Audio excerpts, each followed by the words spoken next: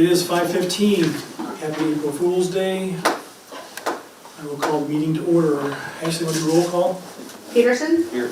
Lindberg? Here. Nipper? Here. Shaven? Here. Kroger? Here. Kelly? Here. Thank you. We've all gotten the agenda. We didn't receive any changes, deletions, additions. Motion to approve the agenda. Motion. Second. Is that Peterson? Mm-hmm. Motion by Peterson, second by Kroger. Roll call Peterson? Aye. Lindberg? Aye. Nipper? Aye. Shaven? Aye. Kroger? Aye. Kelly? Aye. Thank you. Any conflicts, state them now or pop into your head along the way. Mayor, I will go ahead and state now that I will abstain from item 4B, Public Safety Project Committee. Does Troy have to too? I'll do the same. Anybody left? 4 of them left. Just enough. All right, so noted. Moving on to the consent agenda, this is all by one motion, one roll call. We have the minutes of the March 18th meeting, council meeting. Claims list 1335, the amount of $426,635.06. We got those high dollar ones. Questions, concerns, anything about those? No? And the new application for Wine Time LLC, doing business as Lucky Wife Wine Slushies, T9 Special Class C alcohol license, and a renewal application for Gussied Up Cocktail Lounge for a Class C alcohol license. Is there a motion for the consent agenda? Motion. Second. Motion by Nippert, second by Kroger. Roll call Peterson? Aye. Lindberg? Aye. Nipper? Aye. Shaven? Aye. Kroger? Aye. Kelly? Aye. Thank you. Now is the time and place for the public hearing regarding the status of funded activities for the City of Harlan for sewer project.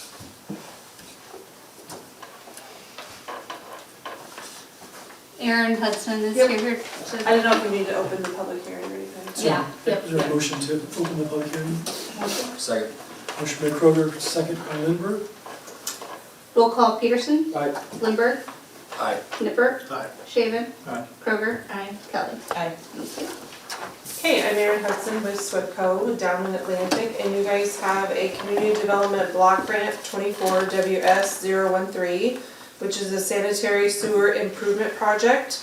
The sewer project is 60% complete, and the anticipated end date for the project is July 1st, 2025. Project components completed include all pre-CCTV, CIPP lining, and post-CCTV.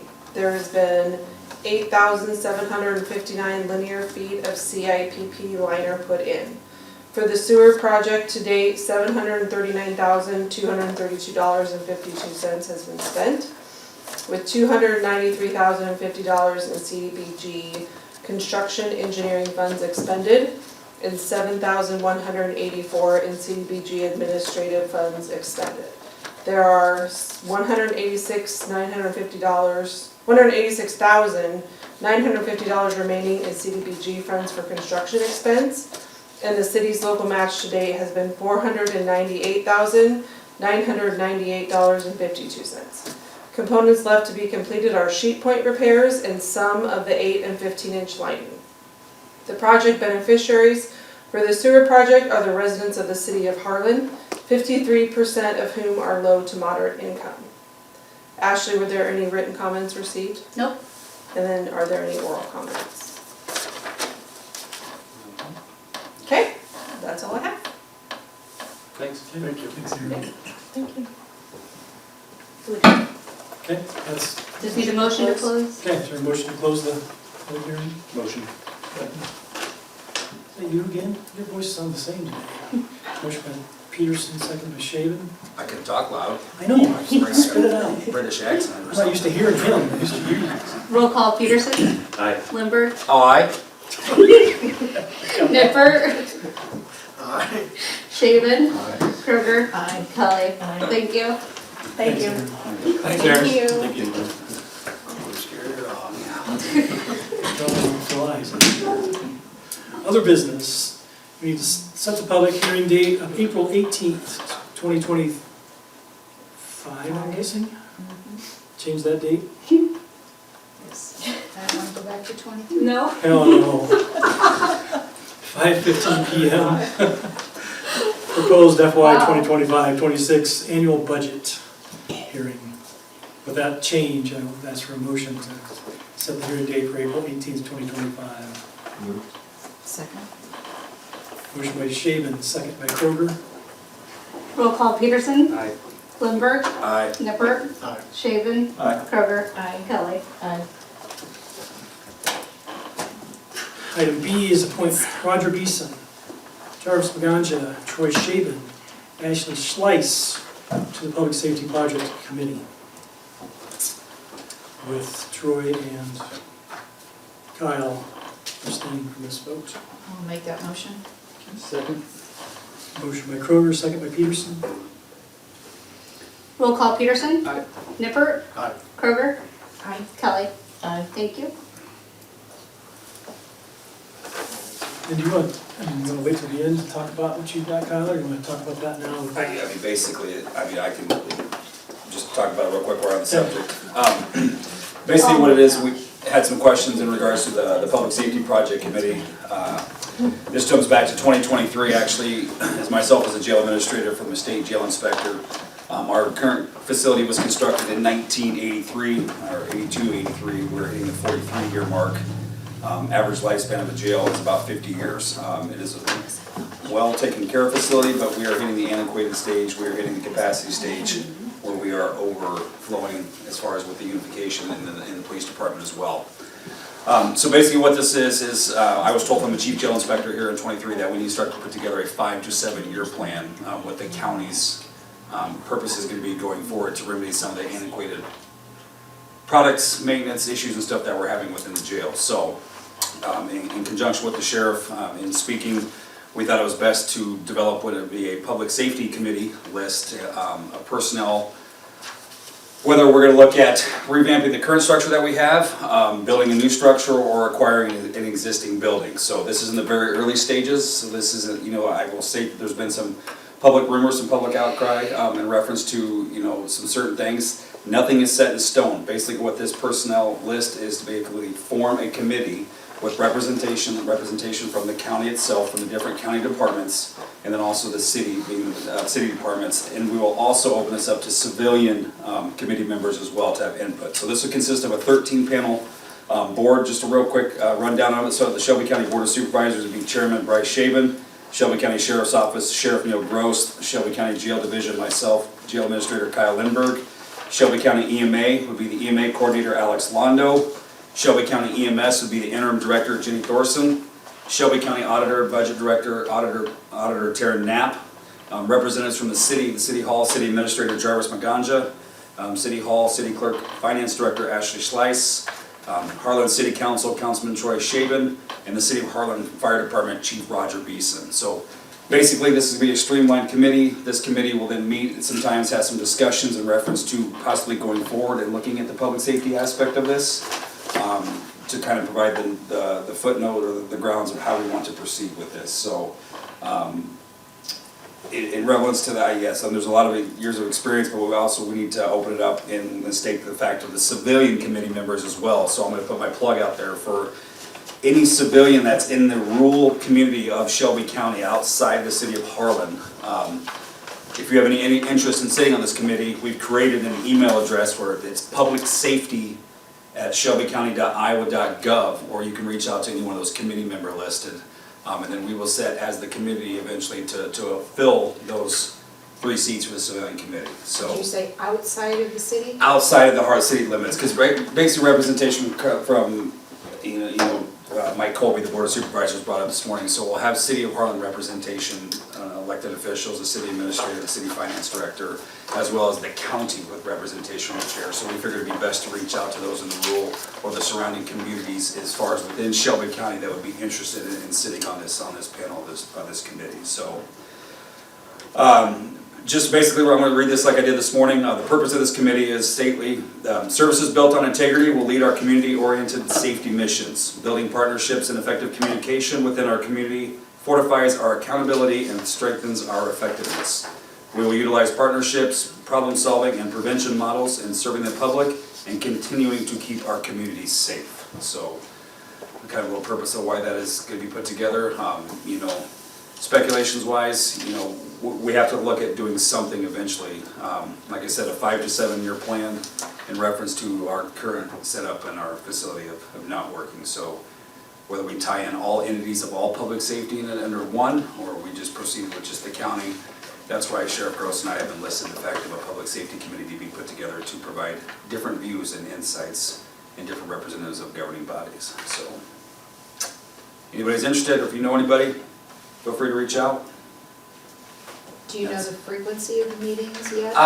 Basically, I mean, to start off, I'm probably looking at something, an initial meeting to meet together to kind of give a rundown of the expectations. I wouldn't anticipate it to be maybe like a once a month, if even that. I mean, because basically it's gonna be contingent on how we wanna go forward. So if we're gonna make the recommendation of maybe possibly looking at this alleyway, you know, depending on time frame, if this is gonna happen, we may have to meet more frequently. If this is something where we're gonna have to do a current remodel or look at infrastructure, it'll probably drawn out quite a bit longer, so. Yeah, so I can't really answer that question right now. I have confirmed with everybody, I did reach out to everybody prior on the recommendations, the facts, so I didn't name drop or surprise anybody that would be on this committee. It's just good to have good representation from each different department. And then basically I want to bring the civilians in as well too, I guess civilians from aspect, but to provide outside insight as well too, so. You know, public safety is something that's very much needed, and you know, just because these particular people are the representatives of the department, this committee will be going around and having meetings with each individual department. So like prime example, the EMS, and then the fire department as well too. So we don't just have one liaison that's representing. We can go and listen to the boards, we can go to those board meetings, we can go to those fire department members. So everybody can feel like they can have a seat at the table, because if this is something that we look at going as a public safety style type building, you know, we want everybody to have a say, because this will be something that we will be looking forward for the next 20 to 30 to 40 years. This isn't gonna be something that, you know, we're gonna have for 5 years or 10 years and it's gonna be done. So we're projecting that far into the future when none of us will probably be in these chairs or in these current positions maybe. You know, that we can build something that keeping community, staying transparent with the community, the taxpayers as well, and making the best move going forward.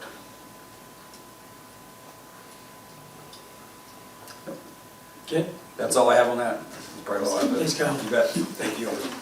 Before we move any forward, the public hearing date says April 18th of '23. It's actually April 15th of '25. I guess Yeah, that's why it was- wrong. April 18th is a Friday though. I was getting a question about 15, because the 15th is our next So- council meeting. Yeah. so we And go it's at back the up same and time do as our that. regular meeting, or does it need to be 5? What? Does it need to be 5 o'clock, so it's It- before the regular meeting? No, it's Oh. at the regular meeting, but I'm not quite sure where that date came from, so.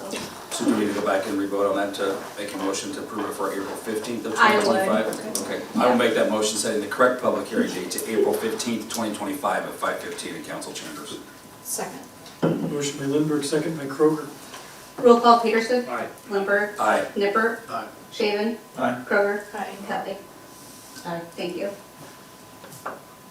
And then now we have Thanks to for approve catching the committee? No. Okay. Next, we need to review the amended petition for title to abandon property into quiet title at 1310 Willow Street. Everybody get a chance to look at that? Need a motion, I guess, to Yep. move forward with that? Motion. Second. Motion by Nippert, second by Kroger. Roll call Peterson. Lindberg. Aye. Nippert. Aye. Shaven. Aye. Kroger. Aye. Kelly. Aye. Thank you. And we need to review the order of local housing official petition for title to abandon property at 1708 6th Street. Give you a chance to take a look at that, and look for a motion for that property too. I'll make that motion, Rick. Second. Motion by Lindberg, second by Kroger. Roll call Peterson. Aye. Lindberg. Aye. Nippert. Aye. Shaven. Aye. Kroger. Aye. Kelly. Aye. Thank you. Then we need to review the report on the bids for 2025 street maintenance. Any comments about those, Jarvis? We saw them all, I guess. Yep. Were submitted and Is it 5, 6, this, we were forward. 4? And I talked to Jeff and Marvin, got a meeting here to discuss and give them the options to select the company that they want to work with. And Henningsen is one was selected, Okay, so, they were the low bidder too, correct? yep. And they've done work here. Done work here before? Yep. Any questions for Jarvis on that? Were they a little bit? What's that? Henningsen was? Yeah, 232. Yeah. 230 something? 232. 232, yep. Okay, that's right. 96. Yeah, it was like 260, 270. Yeah, 260, 270 on Grimes and then Western. Okay. All right, is there a motion to approve the bids from Henningsen Construction for $232,744.96? Motion. Second. Motion by Peterson, second by Kroger. Sorry, Roll call Peterson, Aye. Lindberg, Aye. Nipper, Aye. Shaven, Aye. Kroger, Aye. Kelly. Aye. Thank you. That's quite good. Resolution 2600, Yeah. about, talking about the Iowa donation of memorial policy for the city of Harlan. So I went ahead and drafted, we didn't have an existing policy for that, so I went ahead and drafted and kind of dissected it a little bit back and forth. And I gave it to Todd Atkinson and the city attorney to review it, and I got a confirmation that everything is fine, and now it's you guys' table. Okay, anybody questions, concerns about that? No, the only one I asked them to is more of the timing of payments and stuff like that, so I think there's And that's been updated. some data to like how to change for Payment payment plan per se, but It's a 20-year commitment. Yeah, you can do upfront, or you can have installment payments for 12 months. Okay, And a 412 after that, and I think you do. it's in. I would assume unless as it states is terminated by agreeer per contract, so, okay. I have no questions on, I make that motion. And I just have a question. Oh, go ahead. I do too. I was just asking about the, what do they call it? Gosh, I just lost my train of thought. I guess all donations have to go through City Hall, correct? Yes, that's correct. If it's accepted by a superintendent, they pass it along Yep. to you, correct? Yep. Okay, And we track it, if they do installment payments, we that was my question. Thank you. Sorry, Jenny. No, that's all right. The only question I had was on the signage removal. If you really wanted to always remove all the signs, because sometimes it might look worse when you take something down off of a building and then it's just plain, or it's faded, or would you want to say in there, remove, if somebody else donates further after those years or anything?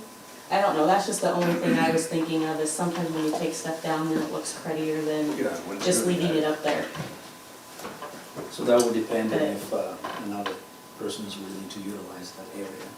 Yeah, because So I if it's didn't, taken is out. there any harm in leaving a sign up just because their term is up? Just because their 20-year period is up, when it might actually look nicer, Does it state there that it would be taken down? Yeah, it says in C, upon expiration of the agreement, the sponsor agrees to remove all signs, logos, and any other materials. And the reason we put that away is because if your term is out, you don't want to be able to have free utilization of that area, and somebody else might be interested to come in.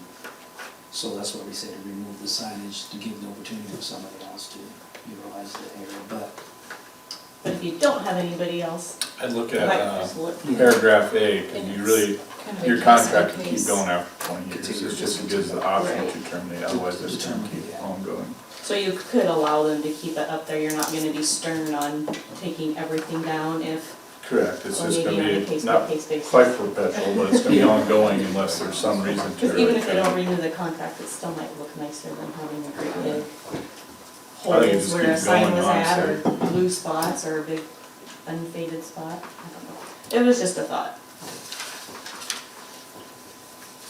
And that's under the naming policy, right? Yes. So we're still talking about the. Yeah, we're on the donations. resolution. I still wanna blur things. We're talking about 2,600, right? Yeah, I jumped ahead. It's okay. Sorry. All right, is there a motion for resolution 2600? Donation of memorial policy. I need to make that motion. Second. Motion by Lindberg, second by Peterson. Aye. I look right at you. Roll call. Peterson. Aye. Lindberg. Aye. Nippert. Aye. Shaven. Aye. Kroger. Aye. Kelly. Aye. Thank you. Anybody else Then we have a can move question? on to reviewing the Sorry. naming rights agreement, which talked a little about, any other discussion about that? I think you probably, I mean, I'll give you an example, I know the lighting project, but one of our goals when we put up the monogram match was not to overtake any other previous rights that were given to anybody due to their generosity from the past, so we didn't want to, hey, I want to name it this, but I want to take someone else's name down just because we're the newer donor. So we're trying to add on top of the beautification, not overwrite history, and I think that's something to, I think we all have the best interest in mind, right? Just, you know, we had generosity beforehand, and not to just up and change something just because we have to have a policy on hand, right? To actually put some terms on there with renewal options, so it's not like a hard dead stop at 20 years. It's, there's an agreement to extend beyond that. That's how I read it. It gives us a chance to extend it, but not take over anybody else's generosity in their current naming rights are out there.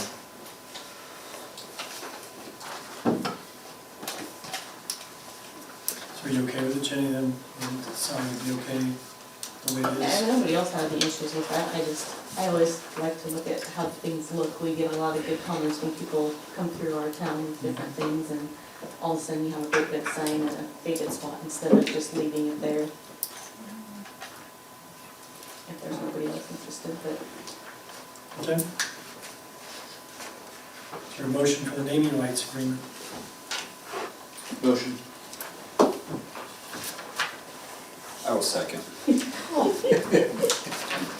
I kind of see where Jenny's coming from on that, though. I mean, it's, yeah, I think, you know, and that's gonna be like a gray area within this. I mean, like a tiny little plaque. it's not Yeah, gonna I mean, be a different, big because deal, over, but if you have you a had great 20 big- years, fine, but yeah, but a giant sign, I mean, I think when it comes to the time, if it is gonna be 20 years, you know, we cross that threshold and be like, hey, you know what, nobody at this time, Keep it there. it could stay, but in 25 years, if somebody's gonna come and make a monetary donation and rights, then that sign would be, I mean, yeah, because I agree, I mean, with the aspect of, I don't think we need to depict every little thing, but that would just be my thoughts on that.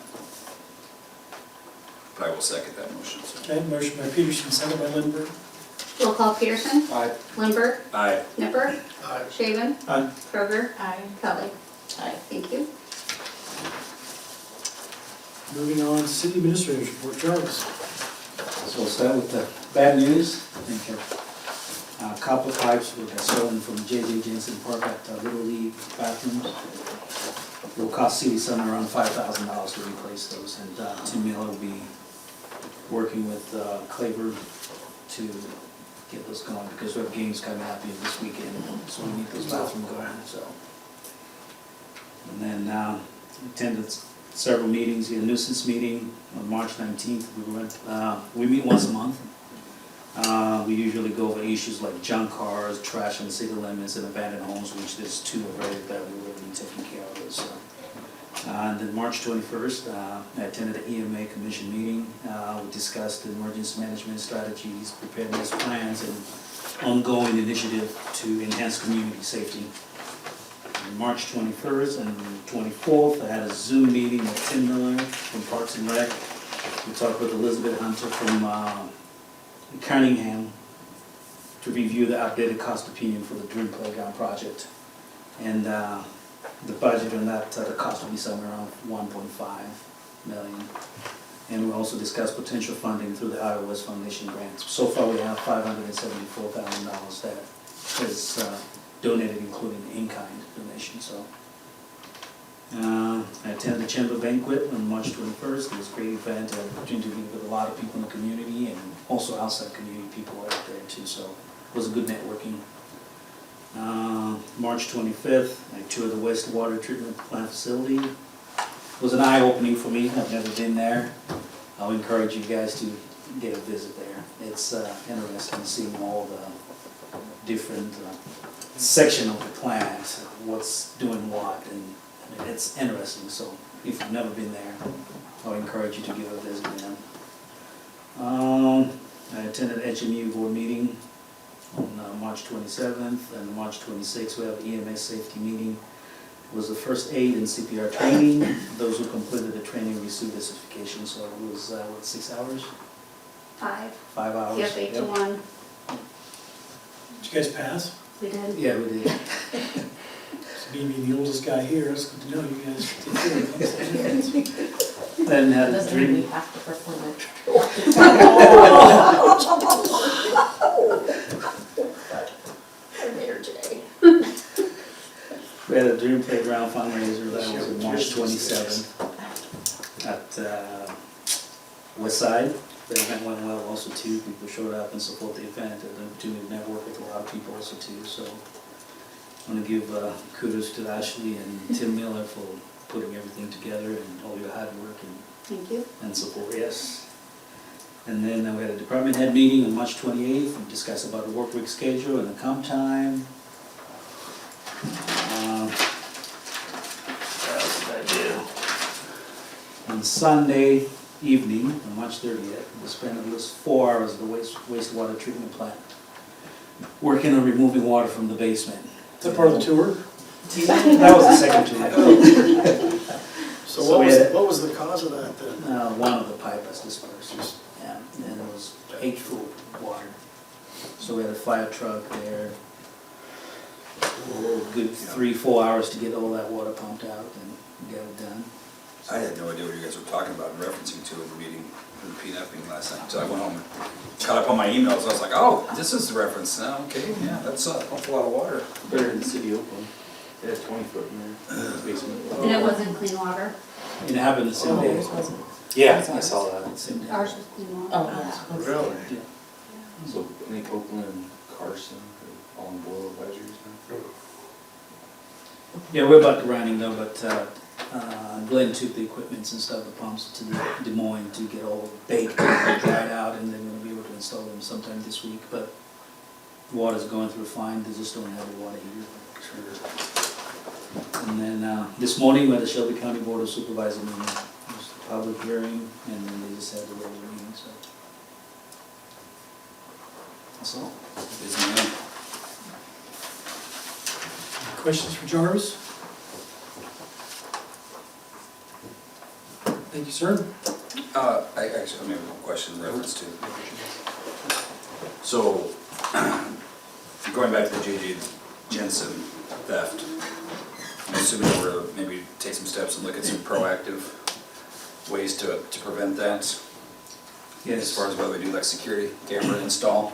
Yeah, probably what we're gonna do is just replace the doors, because the door they have, you can slide it like a credit card and push that and open it again. Okay, So we have to have a prevention, which we're gonna probably get different doors with the bolt lock, and then, just based on the budget, we can set cameras and stuff there too. Okay. And my recommendation was to have access to all the cameras from every department, just can be filtered here, so we can have access to that, just for the safety of it, you know, if there's hostage somewhere or hostage somewhere in the building or facility, we can be able to have access to that. Because currently, I think we don't have, can we have access to other departments here with the cameras? We don't. Yeah, okay. But we have cameras in locations, correct? Non-cloud-based probably. That's Yeah, the correct. challenge. Yeah, so. I think that's something maybe we can look at in further discussion, whether if we went, something, I mean, for cost saving aspects for the city is, you know, within the county, because we've already purchased in the county level, a cloud-based platform where, you know, maybe the city were just to purchase the camera to overlook that you could tie it in with ours, and then you guys could, Austin could set you up with remote access, and you would just have to pay a one license every 5 years, and then you wouldn't have to have the upfront cost that the county's already covered, because we had it covered through some grants and some things, with some COVID money as well, when we did that project, in reference to help alleviate anything going forward. So I don't know, I mean, you know, a bathroom, obviously you can't have a camera in a bathroom, but you could have Right. a camera overlooking a facility or something where you could at least maybe spot or have some type of deterrent in reference to, people know that, and then they'd be less apt to want to vandalize, because I can just speak on behalf of, you know, criminals when they think about it. I mean, they know it, they'll go back in next week and they can take it out again after you fix it, and then it's just, you know, for the $60 worth of copper that they're getting, with the $5,000 worth of damage that they're continuing to cause, so. Yeah. So that would be my next project here, trying to figure out a way to, look and see, set up a cloud-based camera that we can have full access here and be able to watch all the cameras that are put in different facilities. And come up with a plan, and I'll talk to Austin too, to see what the cost would be. Yeah. If we can share that. I mean, yeah, the licensing, I think that would be the way to go. The cloud-based is the way of the future, I mean, so, I was gonna show this off here in a second. That's all I have, I'm sorry, I missed my opportunity. Work weeks, Uh, Yeah, I don't think we need to have another PNF meeting on it, but, I met with Jarvis and Ashley, Susan and Jen today in reference to some of the things in regards to the comp time, and I don't, I mean, in figuratively putting this, I don't believe maybe we were necessarily having 100% of the story in front within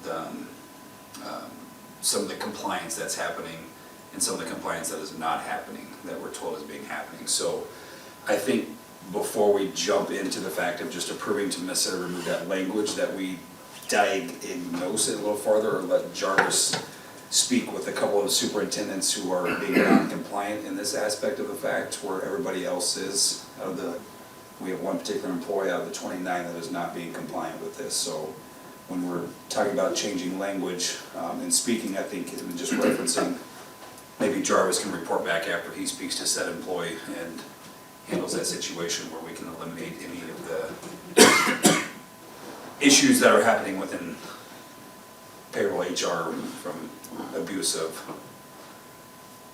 not following employee handbook or guidelines. So it was a good meeting today. It was good to, yeah. So I think street work could be starting soon, so we need to do that sooner than later, because of your accruing comp time over the weekends. Well, correct. I think, yeah, the whole current flex thing, I think, is what the conversation is. I mean, the ability, I mean, as we discussed last night in reference to it, you know, if inability to flex, well, everybody else can flex, maybe except this one particular person, but this one particular person can't provide reasons of why they can't flex, or they make themselves look busy. And I'm not gonna name names, I'm pretty sure we can understand what it is, but if we have assistants and people and personnel that are put in that particular department, that you should be able to have the confidence that you should be able to take some time off and have full, in your number 2, your number 3, and your number 4, that you should be able to take some time off. And basically the way I look at it now, in hearing the actual aspect of it, it's not the city's best interest in the way that we're looked at, that we're gonna present this going forward. So if you're gonna say, you're gonna get comp time and you're gonna accrue at a time of 1.5, you can easily take time off. Technically, you're costing the taxpayers more money in a form of theft almost, basically, because you're abusing the system, not taking time off when you are, but yet you're accruing it at a 1.5 concept. Just kind of where we were trying to get to Yes. was. I think it was confusing because I mean, in Jen speaking up and then Ashley and some things, I mean, it's not like, I think it was more of an uncomfortable setting. I just, you know, and we don't want to have any type of retaliatory effort or anything like towards a particular person. So I think it just needs to be dived down in a little more deeper before we finalize that thing. So Jarvis is going to handle a couple things and then maybe report back to us. So it may not be something that we may not even need to, or we just deny that night on the 15th. So and we'll leave it at that. So I'll keep you posted. Nice job. Question on pool passes. Did you sell out of pool passes yet? No, we did sell some today. Good. It started today, right? Yes, Started today. Now should we go to number 3? I'm number 7, so.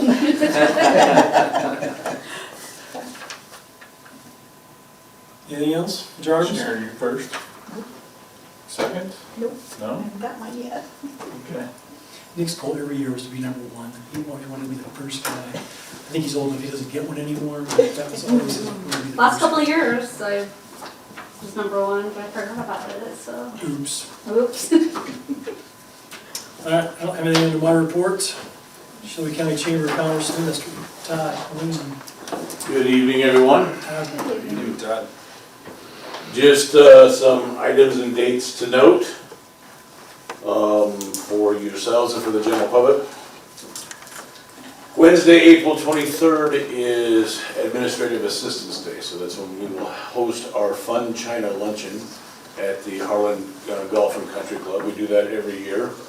Right now, we're looking for groups who want to decorate the tables. So we have organizations or individuals who decorate the tables. And the attendees, while they're having lunch, vote on the best decorated table.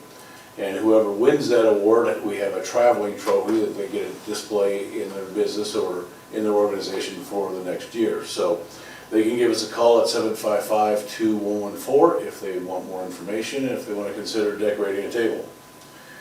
Friday at Community First Credit Union, they're having an all-day open house from 8:30 to 4:30. We as a chamber will be there at 10 a.m. to have a ribbon cutting and welcome them, to the Harlan community officially. There is National Library Week next week from April 6th through April 12th. And so we will be visiting the different libraries throughout the county. Here in Harlan, it'll be Monday, April 7th at 10 a.m. And they'll have refreshments available and some kids' activities. Then on the 8th, if you want to join us, we'll be at the Elkhorn Public Library at 1 p.m. To come and see their new Enchanted Forest.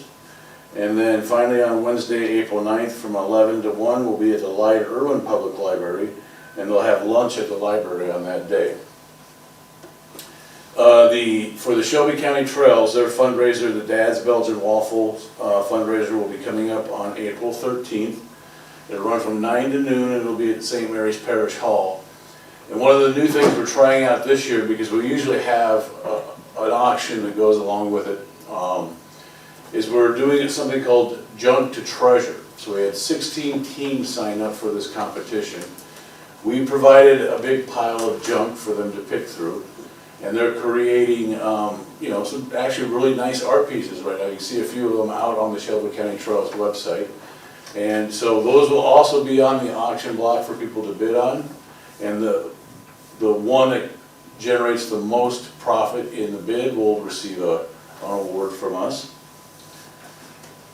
Because of this particular legislative session and how it lays out, we don't normally have an April legislative coffee, but we will this year. It'll be April 19th, Saturday at 10 a.m., and we'll host that out at the Shelby County Chamber of Commerce and Industry.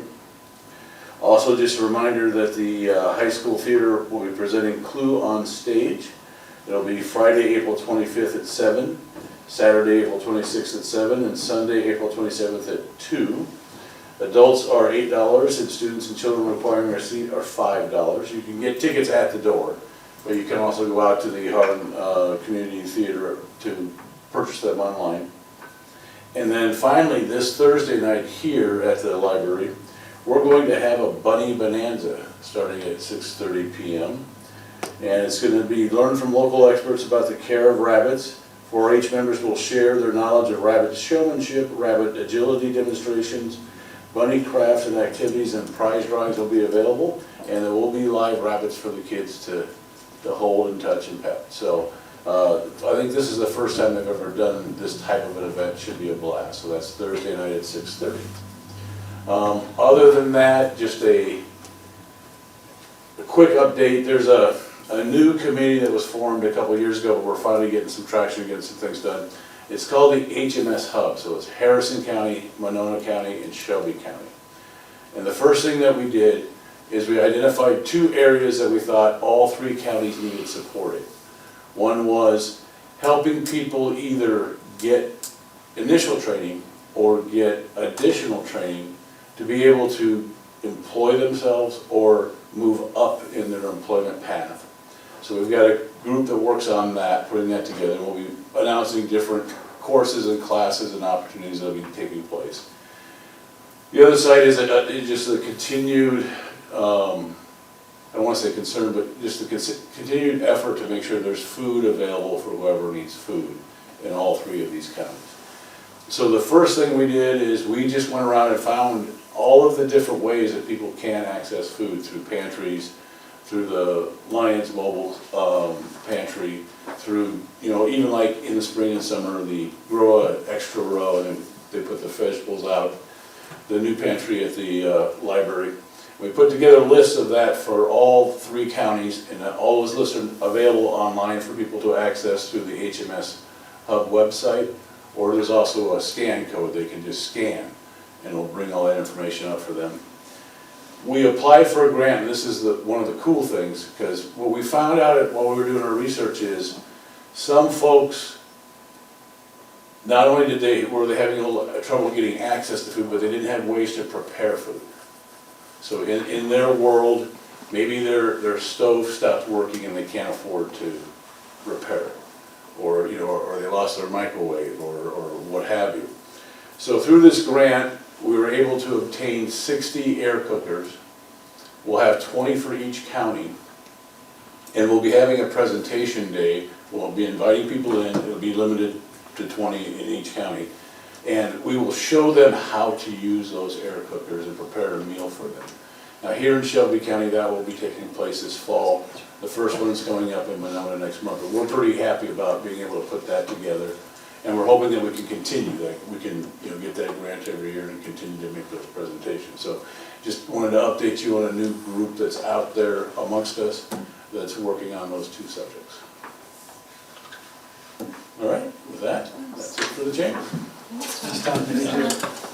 Joe Ruschenberg, Municipal Utilities. Hello, everyone. Joe? Few items. As always, update on a couple of our projects. Overhead underground project. Contractor working on pulling wire, setting equipment, and connecting services. This week's work, they're kind of concentrating in areas, about 3 areas: Trailer Court, Shelby Street, and then Highway 59 between Industrial Parkway and 900th. Raw water system improvements. No real new news on that project. I think I mentioned here at the last meeting, DNR has given us okay on the new well site, but still waiting on a schedule from Cohoy Pump Services as far as when they'll get in there to start that new hole for the new site. And I mentioned this at our board meeting last week about the power outage, and I just wanted to kind of reiterate, HME would like to thank our customers for their patience during the power outage on the 19th, wasn't it? From the winter storm. Loss of power was due to downed transmission lines and/or equipment failure from our power supplier. Northwest Iowa Power Cooperative temporarily routed power supply to our system until Mid-American Energy completed their repairs.